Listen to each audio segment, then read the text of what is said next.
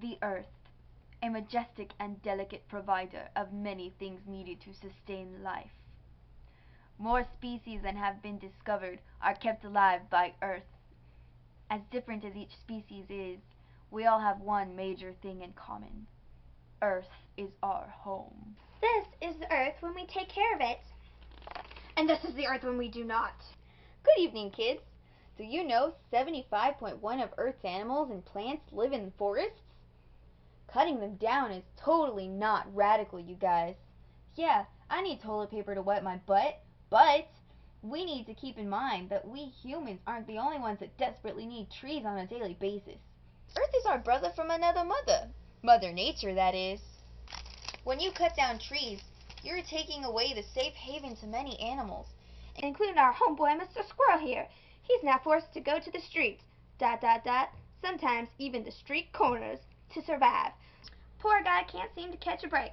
After he lost his home to a community, his wife of 20 years and two beautiful squirrelitos left him. Not only are you taking away homes, you're demolishing the chances of new homes for animals and hotels for traveling animals, like Mr. Kaka here, who's worried if his home is still there and if he'll ever make it back to Canada safely. Oh my gosh, I never knew. That's so awful. Word. But that's not even half of your worries. Ever heard of acid rain? It's precipitation with high levels of nitric and sulfuric acids. This is no bueno. It comes from power plants, pesticides, which, by the way, Americans use 2.2 billion pounds of each year, and many other sources.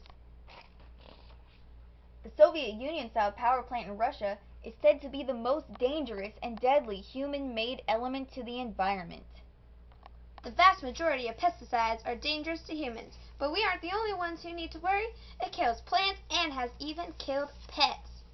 Eventually, these dangerous chemicals can be evaporated and turned into acid rain, which damages our car paint, outside furniture, gardens, and animals. That's a huge waste of good sushi, y'all. I'm furious. How can we do such awful things to our environment? I just don't know. Ever hear of littering? It's when people just throw their beep anywhere they want instead of putting it into recycle bins or trash cans. Poor Rufus here is suffering from people leaving their trash around for him to eat. That looks mighty painful. Ocean animals are not only affected by our trash being thrown into the ocean, but also the pollution that we talked about earlier. Litter can be carried by storm drains into local waterways with potential for serious environmental contamination. That's not a gnarly narwhal, y'all. And if you don't have a soft side for animals, let's talk about how it affects you. Litter in a community decreases property value by 7%. And if you think that's a lot of money wasted, litter cleanup costs the U.S. approximately $11.5 billion per year, Homeschooler Biscuit. I had no idea. That is so sad. Those poor whales. I know. Shamu sure ain't doing flips anymore. With all these piled up on top of each other, we're destroying one of the most vital parts of the Earth. The ozone layer. The ozone layer is the Earth's force field. Without it properly intact, we're left unprotected from the sun's harmful UV rays.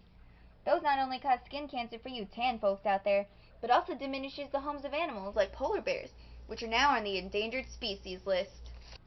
But don't you fret, children. There are many things you can do to protect and save our homeboy, Mr. Earth. You can make it your personal Call of Duty to pick up litter you see in your community. You can RECYCLE recycle. You can participate in environmental organizations. And let's not forget, you can plant trees. God bless America.